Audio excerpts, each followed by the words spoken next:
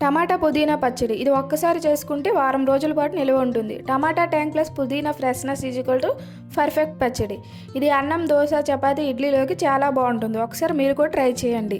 నూనెలో వేరుశెనగ గుడ్లు, 6 పచ్చిమిర్చి వేసి బాగా ఫ్రై చేసి మిక్సర్ జార్లోకి తీసుకోండి.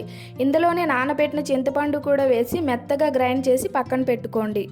ఇప్పుడు ప్యాన్లో కొంచెం నూనె వేసి దాంట్లో 10 వెల్లుల్లి, 5 టమాటాలు, 1 స్పూన్ ఉప్పు వేసి టమాటాలు మెత్తబడేంత వరకు మగ్గించుకోండి. తర్వాత దీంట్లో గుప్పుడు పుదీనా ఆకులు వేసి బాగా మగ్గనివ్వండి. ఇప్పుడు దీన్ని మిక్సర్ జార్లోకి తీసుకొని కొంచెం కొంచెంగా మెత్తగా కాకుండా బరకగా గ్రైండ్ చేసుకోండి.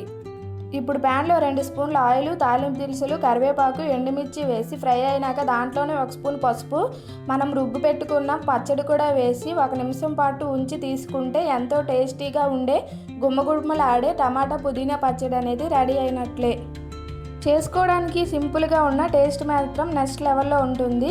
మీరు కూడా ఒకసారి ట్రై చేయండి. Please do like, share and subscribe Sangeetha Kitchen menus.